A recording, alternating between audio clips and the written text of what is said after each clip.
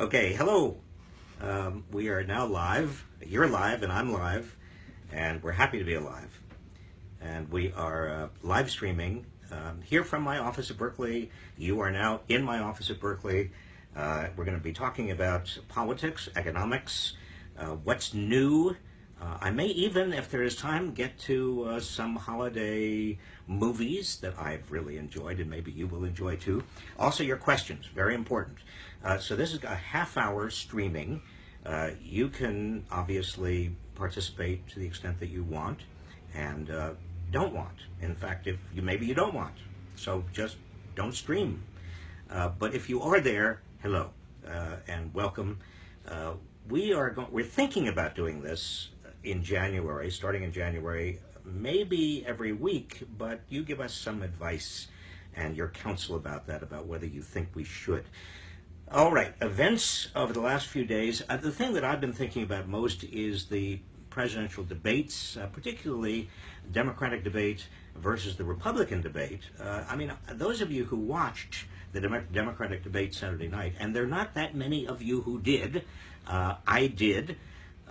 But you must have been struck, as I was, by the difference between the Democratic debate and the Republican debate in terms of just, well, let's be very candid about it. The degree of intelligence, the logic, the coherence, the use of facts. I mean, the Democrats actually have a kind of reality principle that they are using, while the Republican debates have been, I have never seen in my life, over 50 years of watching politics and many, many years. The first debate I watched was the Nixon-Kennedy debate. I watched it.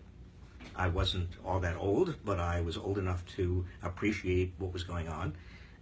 And I remember being very impressed by the quality of the debate. And then in subsequent years, I've watched primary debates. Some of them have been very good. Some of them have been less than perfect. But I've never seen a primary debate in a among presidential candidates or putative presidential candidates that has been so devoid of content, of meaning, of fact, of logic, of sort of common sense as the Republican debates have been. The most recent Republican debate, I think, was the worst of all. Now, the irony here is that the Democratic debates are being put on weekends. On Saturday nights or Sundays, when people are least likely to watch them. The Republican debates are on weeknights in prime time. The Democratic debates, there are very few of them. There are fewer than, well, I think that in total, the last time I looked, there were going to be about 6 or 7 Democratic debates. There are twice that many Republican debates scheduled. So you have, the kind of paradox of the Democrats putting on very, very good debates, issues that the public needs to be aware of, arguments that the public really does need to hear, but nobody's hearing them, partly because they are being hidden, while the Republicans are filling the public's mind with garbage, in some cases bigotry and scaremongering and hate-mongering, and yet those Republican debates are seen by huge numbers of people and are on prime time and are not tucked away on weekends. The next Democratic debate is going to be, I believe, January 17th. That is a 3-day weekend. That's a Sunday. The NFL playoffs occur on that Sunday when the Democratic debate is going on. It's a 3-day weekend. I'd be surprised if 24 people actually watch the Democratic debate, the next Democratic debate. Now, why is it that the Democratic debates have all been scheduled in such hidden ways? Well, some people who are slightly conspiratorially minded might say that the DNC doesn't want to give Bernie Sanders or even Martin O'Malley a platform, wants to kind of keep the boat from rocking a little bit too much and entrench the establishment and the establishment candidate of Hillary Clinton. But I think that you don't have to be conspiratorially minded to conclude that it is just safer, all told, for a party that has a clear front runner not to rock the boat at all and not to have very much and not to make very much out of the debates. And this might be good for Hillary Clinton. It might even be good for the Democratic Party. Who knows? But it is not good for the public. And it is particularly not good for the public when the Republicans are summoning huge numbers of people and their garbage is not being in any way rebutted. And so you got a serious imbalance here. I mean, it's the same imbalance we find in a slightly different dimension in the media overall with regard to this moral equivalency between the Democratic and Republican parties. Every time somebody who is a reporter or even a pundit on television talks about the Democrats and Republicans, the notion is, well, the Democrats this, the Republicans this. I'm sorry. Again, I have been in and involved around politics for, 50 years? And I've never seen a party, the Republican Party, that is more sort of off the edge, just sort of not just right-wing, but ranting. And there's no moral equivalency, I think, to be honest. And, granted, I am a Democrat. I've served in a Democratic administration. But I think I know a lot of Republicans, a lot of ex-Republican leaders, people who are former Republican members of Congress, who are apoplectic about what has happened to the Republican Party. Please, if they are out there, if they're possibly listening to me now, I doubt it, but speak out, speak up. You should not, if you are a former Republican leader, if you are a senior member of the Republican Party, if you're an old gray beard in the Republican establishment, speak out, talk about what is happening to your party. Make a fuss about this. And if you're a Democrat, I think you ought to make a fuss about there being so few debates, and so few debates that are just so inaccessible on weekends, because America needs to understand the issues that we are dealing with and going forward with. Now, besides all this, there is this kind of symbiotic relationship between the media and Donald Trump. I was watching, yesterday I came across an article, I think it was the Washington Post, in which the writer, and it was a news article, and the writer said, it is amazing how just the day after the Democrats have their debate, all the attention has shifted back to Donald Trump. Without any ironic understanding or recognition that the reason the attention is shifted back to Trump is that the Washington Post and other major media outlets have shifted the attention back to Trump. I mean, there's a tautology here. They are reporting on the fact that Trump is getting all this media attention while giving him all of this media attention. And of course, Trump himself is designing his whole campaign around getting media attention. So it is very easy, if you are not thinking about what's happening and understanding this tautology and this symbiotic relationship between Donald Trump and the media, to assume that Donald Trump is the leading candidate simply because Americans are enthralled by him or following him. No, he's the leading candidate because he's getting huge amounts of free airtime, free advertising, like no candidate has in history, because he is being so bombastic, so outrageous. The media wants to give him airtime. It sells advertising, but it doesn't serve the public. The other thing you want to keep in mind is that only 24% of registered voters in the United States are Republicans. Can I say that again? Only 24% of registered voters in the United States are Republicans. And Donald Trump may have 35 or 38% of them in polls, but do the math. That means that Donald Trump has about an 8.6, 8.8% following of the American public. That's it, folks. So when you see all of this media fuss about Donald Trump and all of this excitement and all of these crowds, do not for a moment believe that he is actually doing as well as it seems. It's a combination of media hype and symbiotic relationship with the media, and also this very strange notion that somehow if you've got 28 or 30 or 35% of the Republicans that are 24% of the voters who are registered in the United States, you are actually claiming some significant number of Americans. Not true. Just a couple of words about the economy, because today the president was interviewed.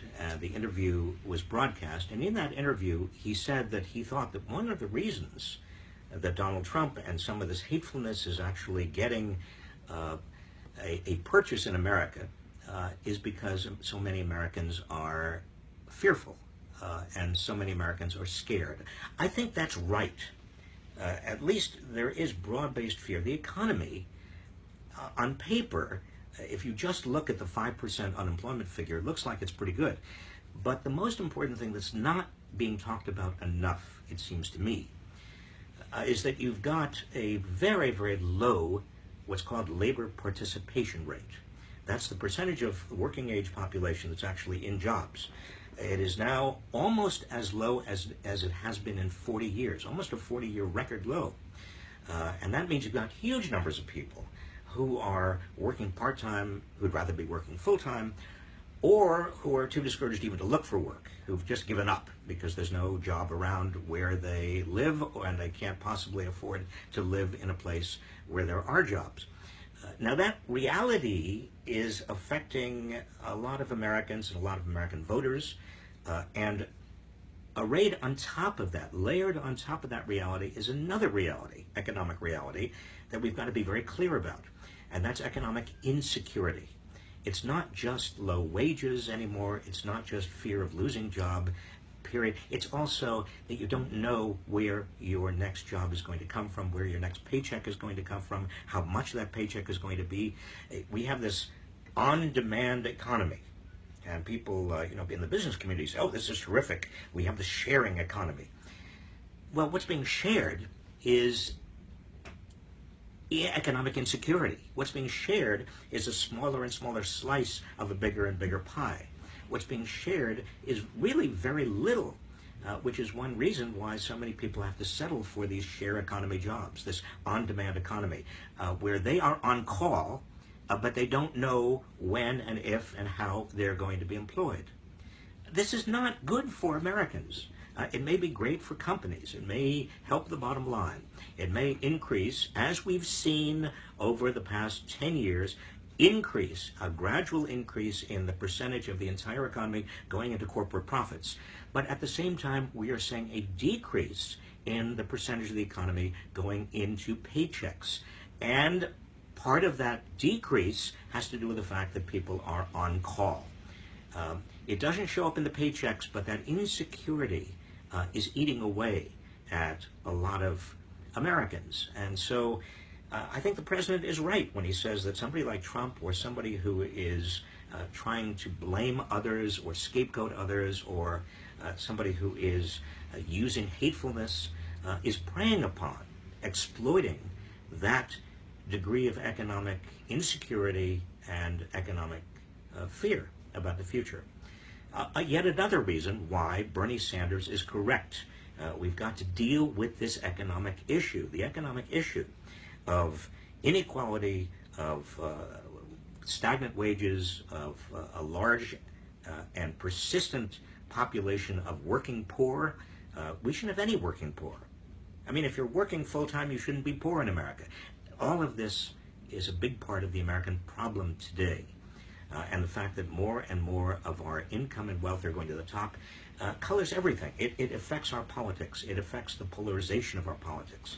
It affects power, because the people at the top have more and more power to influence the political decisions that in turn are going to determine not only who's president and who's going to be in state government and national government, but also what the rules of the game are going to be.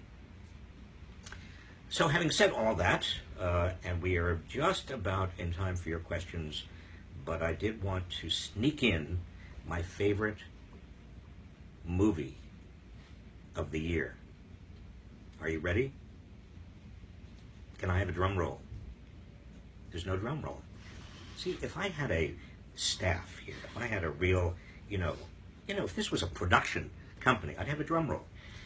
All right, my favorite movie of the year. Now, it may not be yours. If I'm going to recommend a movie and you go out and see it and you go, that was a piece of crap, don't blame me, because our tastes may be different. But I loved this movie. It's called Brooklyn. And it stars a woman whose name I can't pronounce. Her last name is Rowan. The first name is what? It's an Irish name. Forget it. I can't pronounce it. But see it. It's a beautiful, and it's a wonderful holiday movie. It's a wonderful movie to take your family to, and it's very touching. All right. It is time for your questions. And let us have the first question. Okay, this is from Judith Tice, and Judith writes, is college still worth it for someone who has no other option than taking out a large student loan? Judith, college graduates are still earning much more than people who just have a high school degree. In fact, over a lifetime, college graduates are earning about almost $1.2 million more on average than people with a high school degree. But let me just say this. If you had asked me this question 10 or 15 years ago, I would have said undoubtedly it is worth it. But now that the cost of college keeps on going up faster than inflation, and these college loans are burdening many of our young people and their families, you've got to think very carefully about the college you do select. I don't recommend to young people that everybody has to go to college, or everybody has to go to college immediately after high school. Many young people should take a year or two out. Many young people should think about vocational or technical school instead of college. Many young people, in fact, some of my best students here at Berkeley have gone to community college and had 2 years in community college, and then found something they really are passionate about, done very well, and then transferred to a 4-year public institution like Berkeley. In fact, I was giving the half-year graduation keynote commencement address yesterday for the Berkeley class of 2015.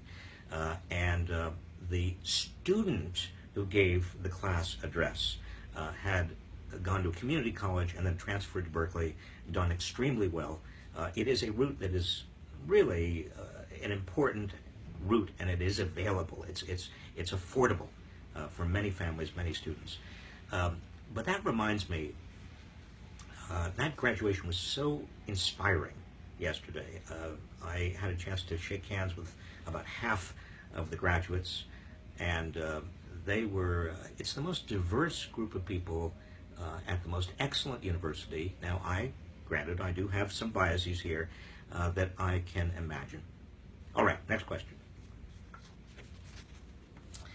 This comes from Sheila Smith. Please explain what you think will happen economically for those states that did or did not expand healthcare access. Sheila, I think you're referring to Medicaid access. We've got a lot of mostly Republican states or Republican legislatures that are not expanding Medicaid access. Well, what's going to happen essentially is the citizens are going to get a terrible deal, because the federal government, that is taxpayers overall, including the taxpayers in those states, are picking up most of the cost. Initially, totally all of the cost, and then subsequently something like 97% of the cost. And that means that you've got an awful lot of people who are maybe not very poor, but certainly near poverty, or working class people who would otherwise have qualified for Medicaid and are not going to get the benefits of this program. That's bad for these people. It's bad for these states. The people in these states are paying for this in any event, and why not? I hope the people in the states whose governors and legislatures are not expanding Medicaid are going to pay the price in the elections, because this is an irresponsible move. And it's bad for, well, it's also bad for these economies, because that means you have more and more people who are spending more and more on health care, and therefore can't spend it at the mall, or in retail stores, or for anything else, which hurts the economy. Next question. Okay, this is from Paul Subkoff. And Paul, you ask, do you think Bernie's political stand will have a long-term effect on the Democratic Party? Paul, I think there is no doubt. If Bernie becomes the presidential candidate and becomes president, it will have a big effect on the Democratic Party and on the nation. But his political stand, even if he is not nominated or doesn't become president, I think will still have an effect. Just like the Occupy movement put inequality really on the map, Bernie Sanders' candidacy has extended that effort and put very specific policies on the table that Democrats will have to either rally behind in the future or explain why they are not. For example, we were just talking about education. I was just talking about education. Bernie Sanders' plan to provide tuition-free public higher education, a very important step. Or his plan to provide single-payer health care. I think it's a logical next step beyond the Affordable Care Act. And I think Democrats will have to have to be more answerable as to why they are not supporting these things. Next question. This is from R.G. Bengali. And R.G., you ask, what is the future of the middle class in America in the next 5 or 10 years? Well, I don't know if you saw, R.G., or anybody else who's watching, Pew. The Pew research team did a study of what's happened to the middle class just over the last 10 years. And for the first time in American history, since we have had data, they have shown that the middle class is actually shrinking. And it's shrinking quite considerably. And they define middle class as anyone who is earning, a family between, I think it's 48,000 and about 85,000. I could have that a little bit wrong, but it's roughly that. And there are fewer and fewer families in that middle class. If we keep on in this direction, we are not going to have the kind of middle class that was critical to both the economy and the political stability of this country. If you don't have a vast middle class, you don't have the purchasing power to keep the economy going, which is one reason that this recovery has been so anemic. Also, if you don't have a vast middle class, you don't have places for the poor to ascend into. And also, if the middle class keeps shrinking, you have a politics that is more polarized and angrier and liable to be scapegoating, which we already are seeing some of the beginnings of. So I think that it is vitally important that we develop policies that really reverse the trend we're going in. Okay, next question. This is from Patty Doherty, who asks, why is Obama pushing the Trans-Pacific Partnership? Patty, I am not 100% sure, but I can tell you what I suspect. What I suspect is that the business community and Wall Street have been on this from the beginning of the Obama administration. In fact, it's something that the Bush administration was beginning to work on. And the business community, big business, and Wall Street can be very influential, even in a Democratic administration. And it's not just their campaign contributions. It's also that a president, any president, and his staff see a lot of these people. They are present at all kinds of occasions. They're very visible. And their presence, their lobbying presence, their informal presence creates a climate in which the president probably said, okay, well, this is a good thing to do. I keep hearing it's a good thing to do. I keep hearing it's a good thing to do because it's the same people telling me it's a good thing to do. And he committed himself. And then once the president has committed himself to trying to get something like the Trans-Pacific Partnership done, it is very hard to uncommit. Now, the good news is that a lot of Democrats in Congress and also a lot of Republicans and also a lot of people and citizens and parliaments around the Pacific Rim are having second thoughts. So it may not actually go through. It may not be ratified. Next question. All right, and this is from Surfsista, asks, how can capitalism survive if the bulk of society is no longer middle class? Well, I tried to suggest this a moment ago. Capitalism cannot survive In fact, capitalism does need, particularly American capitalism, a large and growing middle class. 70% of all of the national economy in the United States is based on consumer spending, personal spending by consumers. That's 70%. If those consumers don't have enough money, if their paychecks aren't large enough, then there simply can't be enough economic activity to sustain the economy. You don't have to be a rocket scientist. You don't have to be a nuclear physicist or even a PhD economist to understand that basic principle. Next question. Michael Woods, you ask, what are your thoughts on ALEC, A-L-E-C? Well, ALEC, the American Legislative, what is EC Council? I can't remember what the Exchange Council. This is a conservative front group. It's a right-wing front group that develops so-called model pieces of legislation for state legislatures. They are all pieces of legislation that the business community has been pushing, such as anti-union legislation, and it's basically sold to legislatures, state legislatures, very, very quietly. There's very little public discussion. It happens because there are payoffs, and I don't mean corruption, I mean payoffs in the form of campaign contributions, although there may be some corruption as well. ALEC is, in other words, a bad deal.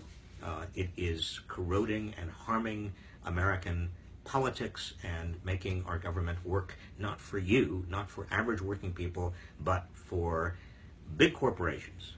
And that is a huge problem. We've got about 2 minutes left. Let me just take a couple more of your questions. All right. This is from John Bauer. Have you seen Star Wars yet? And what are your thoughts? You know, John, I haven't seen it. I was going to go see it the other night, but the lines were too long, and I just don't want to go stand in line forever, so I thought that I'd wait. But a lot of people I know have seen it, and they're very excited by it.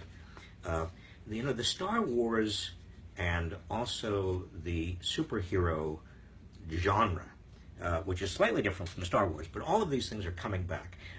They're coming back partly because you have parents of young children who want to go back to their own childhood and they remember Star Wars.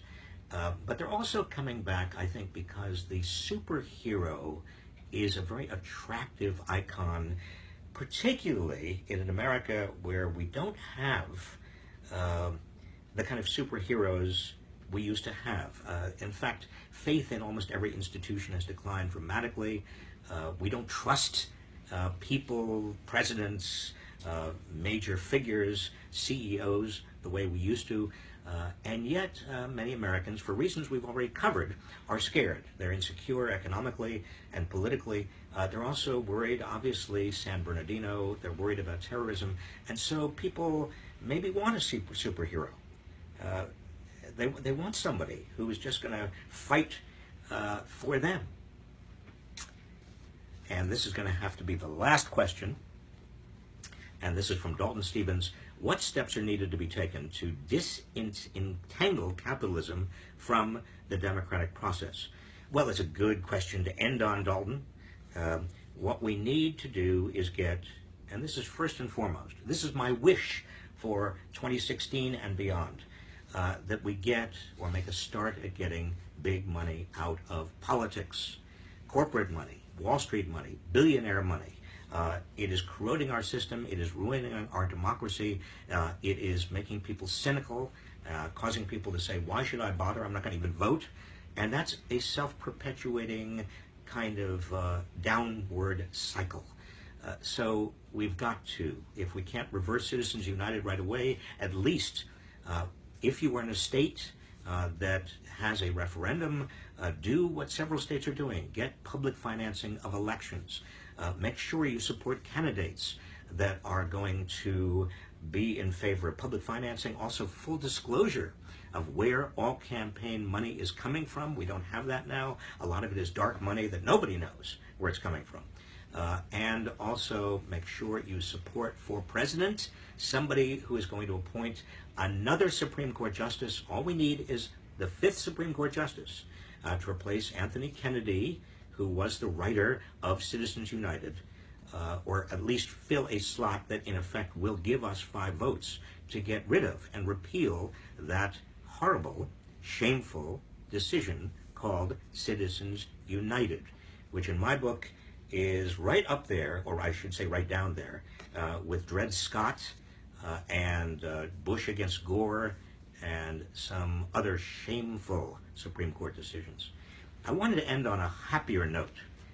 Maybe there is a way to do this. I wanted to ask for your tax-deductible year-end donation to Inequality Media, and I will put on the Facebook right after I'm done with this. I'll put where you can make that contribution. That would be a nice thing to do because we do videos that people seem to like. We've had 10 million people watch our videos so far over the past year, like the Uncle Bob video we just did. And it is important. It's a way of getting out the truth. Those who don't want to tell you the truth have a lot of vehicles. They have a lot of media, such as, let's face it, Fox News. But those who want to actually tell the truth don't have very much media. We have this. We have you and me sitting here trying to talk about what's going on, and we have our videos, and the videos do need some help. So if you can help, that would be just great. I want to just wish you very, very best for the holiday season, and if you celebrate Christmas, Merry Christmas, and Happy Hanukkah if you've already had Hanukkah, and the best for the new year. I feel optimistic. Now, yes, I know what you're saying. How can he be an optimist? Well, I am an optimist. I'm an optimist because I've been around long enough to see that America usually does the right thing. That we, in this next year, I believe, are going to elect the right person president. I believe that we are going to stop this tide of hatefulness and bigotry. I think we're going to recognize that we are much better than all of that.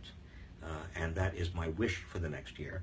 And in the meantime, I want to thank my assistants, Yale Bridge and Zoe Beck, for helping today with all of this. Thank you for watching and listening, and please let us know if you'd like us to do this once a week. We'll figure out a time. We'll stick to that time. We'll do it every week, and then maybe you can have more predictability in your life as well. Happy New Year.